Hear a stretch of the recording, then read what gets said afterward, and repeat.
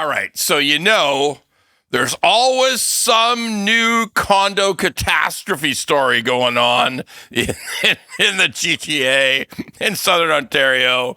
There's always a new one. So I got a pip. I got a beauty this time, okay? Maybe I shouldn't say beauty. It makes me sound like Don Cherry. Sometimes I'm accused of that. But yeah, we'll just say it. This is a beauty. Okay. So this is brand new fuckery that I've just really been able to confirm perfectly has been going on basically since the beginning of the year. Now, it's not widespread. This is not like, this is going on in every condo building that's completing. This is going on. No, it's not like that, okay? It's only a few. Most, I'd say the majority of condo developers, they've got their blanket appraisal trickery going on. They've got whatever, but they're basically straightforward business people. Okay, they don't engage in subterfuge. So let's talk about this one because it is. We've heard rumors about it, and now I've confirmed it. So let's talk about the vendor take-back mortgage. In this case, it's a vendor take-back mortgage in second position. It's not a first mortgage. All right, so first thing you say is, what are you talking about, Ron? Vendor take-back, what is that? Okay, all right, let's break it down. We'll start with, and by the way, like I said, it's very few developers would ever get involved in this. Some, yes, and some doing it on more of a wholesale basis, but I'm not going to talk about, let's just say, for instance, for the sake of argument, Bob Piglet Development decided to do this thing, and they're putting it through for their developments, just for the sake of calling it that. So how does it work? So Piglet Development knows they've got an issue, okay? So let's just get back to brass tacks. Let's do an exact analysis. So somebody buys a condo from Piglet in 2021. It pays $875 for a dog crate-ish condo, okay? Gives a deposit of $175,000, 20%. Then, at that time, if they'd closed then, they can't, they haven't even built the building yet, but if they could have closed then, the mortgage would be about $700,000. $875 less $175, 20%, $700. Great, okay. But today's appraisal, when we send appraisers to the Piglet Development now, the appraisal is showing up at $735. That's a drop. It's obviously a very significant drop. And the only mortgage you could get at this point, based on the $735 value, is $588. That's it. So you gave a deposit, $175,000, but there's now a missing component that you hadn't counted on as a buyer of the Piglet condo. You hadn't counted on this crazy difference of $147,000. What are we going to do? I don't have on it. The buyer says, I don't have $147,000. Okay.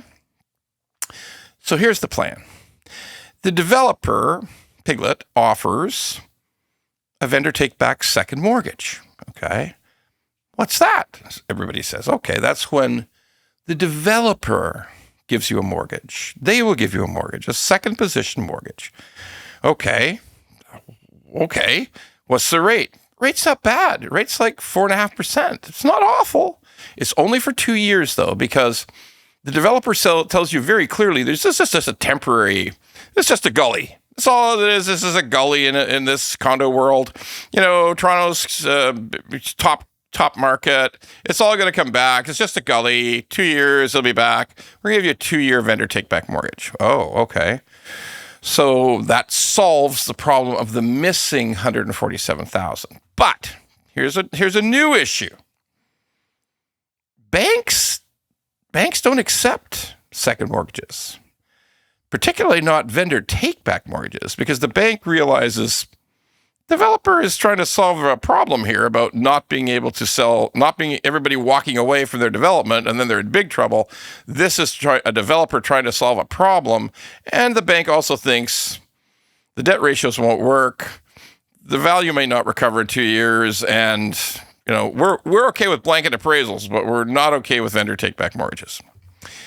So what are you going to do? So the developer, Piglet, explains to you that we have found one lender who doesn't ask many questions about this vendor take-back mortgage. And all you need to do is get a letter signed by your mom that she's giving you the $147,000 as a gift. And then everything's peachy. Oh, but mom's not giving me the money. You're giving me the money. That's okay. We're just teaching you. Oh, wait a minute. That sounds crooked. I don't feel comfortable with that. Okay, that's fine. If you can't close, we're going to seize your $175,000 deposit. We're going to sell the unit at whatever price we can get for it. And if it's not, if it doesn't cover, if the price doesn't reach up to the $175,000, and we got to tack on a whole bunch of fees and all kinds of things, then we're going to sue you for the difference. Oh, geez. Okay, well, maybe mom would sign that letter. Okay, and we found St. Dingleberry's Credit Union is willing to, we've done the research, and St. Dingleberry's Credit Union will give you this mortgage with very little questions asked. Just the letter, don't have to prove any money coming from mom's account, going into your account, and we have a particular lawyer that this works well with, and the whole thing will run smoothly. We just need that one letter from mom that she's gifting you the money for St. Dingleberry's. And they'll take their normal income information, which should be fine, and everything will be good. Okay. And their rate's not bad. It's like 4.69, which is about 15% more than you can actually get that rate today. But still, it's St. Dingleberry's. They're not a bank, and they need a little bit more money. They need a little bit more rate to make everything work. Okay. So obviously that's crooked. Sounds crazy. But if you're faced with losing your deposit as opposed to being able to conclude the purchase of this condo, you just may do it. And we have discovered a number of people have done it. We've seen the records, okay? So is it a good thing? No, it's a trap. It's a goddamn trap. It's like they dug a hole in the ground, put some sticks over it, and pushed you down the trail till you fell into the trap, okay?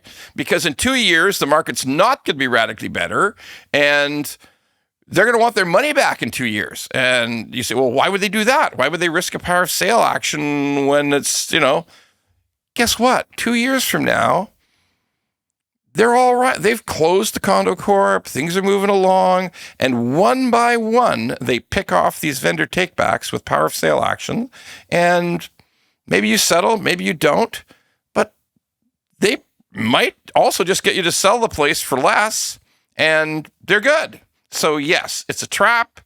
It's terrible, but it's happening. Not a lot, very little, but it is happening.